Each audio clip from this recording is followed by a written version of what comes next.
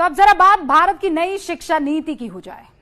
भारत की शिक्षा के सॉफ्टवेयर में 34 साल के बाद अपडेट आया है और आपको जानकर हैरानी होगी कि 1986 के बाद से देश की शिक्षा नीति में कोई बदलाव हुआ ही नहीं था। जिस दौर में मोबाइल के सॉफ्टवेयर हर 6 महीने में बदल जाते हो, वहां शिक्षा में 34 साल के बाद बदलाव आ रहा है। ये बड़ी हैरानी की बात है, लेकिन ये सच है, ऐसा हो रहा है। आपने इस एजुकेशन पॉलिसी के बारे में कल से खूब सुना होगा, अखबारों में आज पढ़ भी लिया होगा, लेकिन क्या आपको समझ में आया? सच्ची बात बताइए। ऐसा इसलिए है क्योंकि अभी तक इस नई शिक्षा नीति को सरल और आसान भाषा में किसी ने आपको समझाया ही नहीं है। किसी ने आपको ये बताया ही नहीं है कि शिक्षा नीति के लागू हो जाने के बाद स्कूली बच्चों के भविष्य में बदलाव क्या आएगा। हमने कोशिश की है और हमने शिक्षा नीति को 2 हिस्सों में बांटा है। पहली है स्कूली शिक्षा और दूसरी है हायर एजुकेशन या उच्च शिक्षा। तो सबसे पहले स्कूली शिक्षा पर हमारी ये रिपोर्ट आप देख लीजिए। क्या लिखा है? पढ़ के सुनाइए तो एक JUNGU। क्या हुआ?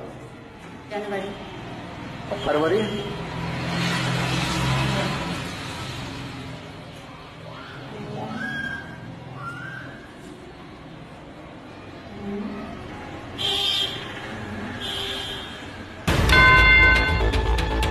हमारे देश के स्कूलों से जब भी ऐसे वीडियो आए, हमारी शिक्षा नीति पर बड़ा सवाल खड़ा हुआ।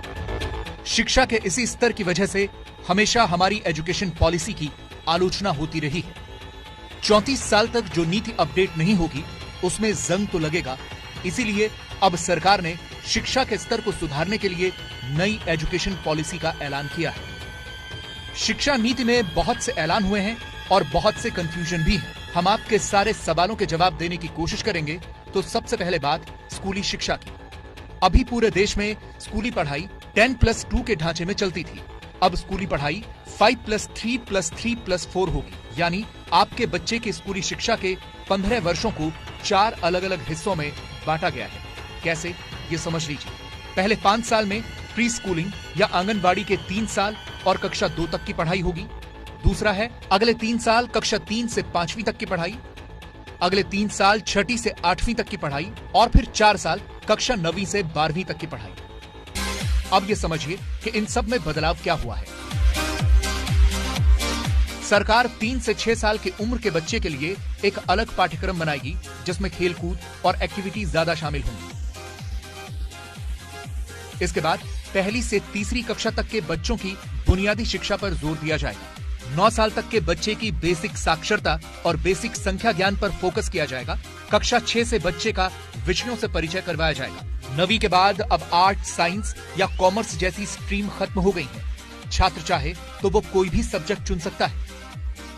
अभी जो रिजिड सेपरेशन है कि ये एक्स्ट्रा करिकुलर एक्टिविटी है अगर आप स्पोर्ट्स में चले गए, ये को करिकुलर एक्टिविटी अगर आपने डिबेटिंग कर ली, आप म्यूजिक सीखना चाहते हैं तो वो एक्स्ट्रा है, या वोकेशनल सीखना चाहते हैं तो वो नॉन एकेडमिक है। वो सारा जो सेपरेशन है वो हट जाएगा। सारे सब्जेक्ट्स पढ़ाए जाएंगे, music, arts, sports, vocational, academics, everything will be on the same level. सरकार ने एक्स्ट्रा करिकुलर या को करिकुलर एक्टिविटी जैसे किसी भी विषय को खत्म करने की कोशिश की है, लेकिन साथ ही नई शिक्षा नीति में एक नई चीज भी है। यह है वोकेशनल कोर्सेज। हिंदी में मतलब हुआ व्यावसायिक शिक्षा। नई एजुकेशन पॉलिसी के तहत कक्षा 6 से बच्चे की वोकेशनल क्लास शुरू होगी। उसे स्थानीय शिल्प या व्यापार के बारे में बताया जाएगा। साल में 10 दिन बच्चा लोकल क्राफ्ट और ट्रेड में इंटर्नशिप भी करेगा। इसमें इंटर्नशिप्स भी हम पॉलिसी में लेके आए हैं कि बच्चा जो लोकल क्राफ्ट्स पर्सन है या ट्रेड पर्सन है, वहां जाकर के बैगलेस डे करके 10 दिन की इंटर्नशिप साथ में उनके साथ बैठ के करे। चाहे वो लॉन्ड्री चलाता हो, कारपेंटर हो, इलेक्ट्रिशियन हो, उसके वहां जाके अटैचमेंट करके बच्चा समझे कि लोकल क्राफ्ट्स, ट्रेड्स क्या हैं। अब जरा बोर्ड एग्जाम की बात कर लेते हैं। पूरे देश की स्कूली शिक्षा में बोर्ड की परीक्षाओं का दबाव बहुत ज्यादा होता है। कई बच्चे तो इस वजह से आत्महत्या भी कर लेते हैं। इस दबाव को कम करने के लिए नई शिक्षा नीति में बोर्ड परीक्षाएं कम करने के तरीके बताए गए हैं। बोर्ड एग्जाम 2 भागों में होंगे, ऑब्जेक्टिव और डिस्क्रिप्टिव। साल भर में 2 बार एग्जाम होंगे। रट कर पढ़ने के बजाय समझने पर ज्यादा जोर होगा।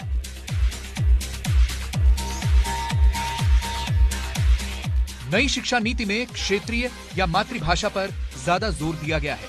ऐसा इसलिए किया गया है ताकि हिंदुस्तानी छात्रों के ऊपर से अंग्रेजी का हव्वा कुछ कम हो। नई शिक्षा नीति में कहा गया है कि जहां तक संभव हो 5वीं तक मातृभाषा या क्षेत्रीय भाषा में पढ़ाया जाए। हो सके तो 8वीं तक भी ऐसे ही क्षेत्रीय या मातृभाषा में पढ़ाई हो। लेकिन इसका मतलब ये नहीं कि अंग्रेजी स्कूलों में अब हिंदी में पढ़ाई होने लगेगी।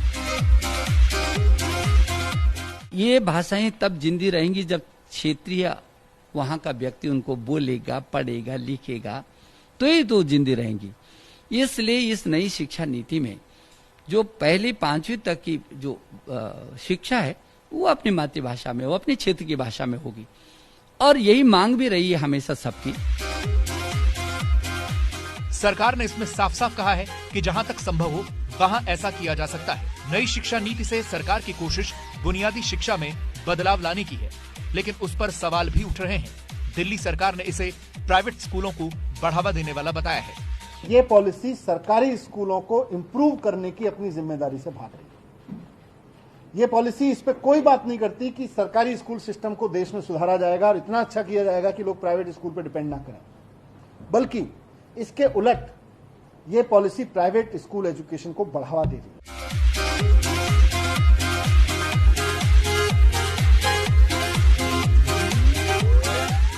तो नई शिक्षा नीति में अब वक्त हो गया हायर एजुकेशन यानी उच्च शिक्षा के नए फॉर्मेट को जानने की। देखिए, भारत की उच्च शिक्षा को लेकर हमेशा से ये आलोचना हुई है ना कि पढ़ाई किताबी होती है, उसका जीवन में व्यवहारिक इस्तेमाल हो ही नहीं पाता है।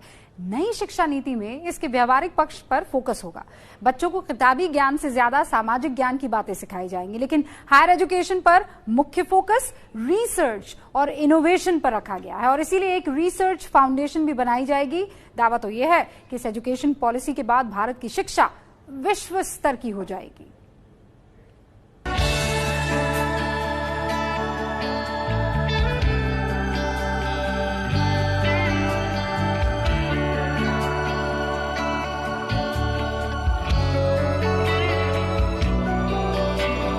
नई शिक्षा नीति में उच्च शिक्षा के लिए सबसे बड़ा बदलाव यह है कि अगर किसी कारणवश पढ़ाई बीच में छूट जाती है तो वो साल बर्बाद नहीं होंगे। अभी ऐसा होता था, लेकिन अब ये नहीं होगा। बैचलर प्रोग्राम अगर 1 साल बाद छोड़ दिया तो सर्टिफिकेट मिलेगा, 2 साल में छोड़ना पड़ा तो डिप्लोमा मिल जाएगा, 3 साल में डिग्री मिल जाएगी। इसके बाद क्या होगा ये और समझ लीजिए। जो लोग नौकरी में जाना चाहते हैं वो 3 साल का डिग्री कोर्स कर सकते हैं। जो रिसर्च में जाना चाहते हैं वो 4 साल का डिग्री प्रोग्राम कर सकते हैं। इसके बाद 1 साल का एमए और फिर सीधे पीएचडी कर सकते हैं। रिसर्च करने वाले छात्रों को अब एमफिल की जरूरत नहीं होगी। डिग्री प्रोग्राम के लिए अब छात्र कोई भी सब्जेक्ट मेजर या माइनर के तौर पर चुन सकते हैं। आसान भाषा में उच्च शिक्षा के सचिव अमित खरे समझा रहे हैं। आज की जो व्यवस्था है कि फिजिक्स ऑनर्स के साथ केमिस्ट्री, मैथमेटिक्स या जूलॉजी, बॉटनी लिया जा सकता है, उसके साथ फैशन डिजाइनिंग नहीं ली जा सकती थी। मल्टीपल डिसिप्लिनरी एजुकेशन की जो हम लोग बात कर रहे हैं उसमें मेजर और माइनर की व्यवस्था होगी कि जो अलग अलग विषयों में रुचि रखते हैं, बहुत से फिजिसिस्ट होते हैं जो कि म्यूजिक में रुचि रखते हैं, लेकिन उसके लिए फॉर्मल उनको कोई व्यवस्था नहीं रहती है। नई व्यवस्था में मेजर और माइनर्स के माध्यम से ये व्यवस्था रहेगी। नई शिक्षा नीति में और भी व्यवस्थाएं की गई हैं, जैसे तकनीकी संस्थानों में भी आर्ट्स और ह्यूमैनिटीज के विषय पढ़ाए जाएंगे। कॉलेज में एडमिशन के लिए एक कॉमन एंट्रेंस एग्जाम होगा। स्टूडेंट्स अब क्षेत्रीय भाषाओं में भी ऑनलाइन कोर्स कर पाएंगे। देश में एक नेशनल रिसर्च फाउंडेशन यानी एनआरएफ का गठन होगा। दुनिया की बड़ी यूनिवर्सिटीज भारत में अपना कैंपस खोल पाएंगी। जीडीपी का 6% शिक्षा के क्षेत्र में खर्च करने का लक्ष्य है। विश्वविद्यालयों को ग्रेड के आधार पर स्वायत्तता दी जाएगी। सारे विश्वविद्यालयों के लिए एक जैसे नियम कायदे होंगे। उच्च शिक्षा के लिए अब एक ही रेगुलेटर यानी नियामक रहेगा। 4 में से 1 छात्र केवल कॉलेज की पढ़ाई कर सकता है। अब 50% छात्र उस उम्र के कॉलेज में जाए, यह हम देखेंगे। इसका मतलब दुगुना अवसर मिलेगा और दुगुना उसका ग्रामीण क्षेत्रों में कॉलेज का प्रशिक्षण ज्यादा बढ़ेगा।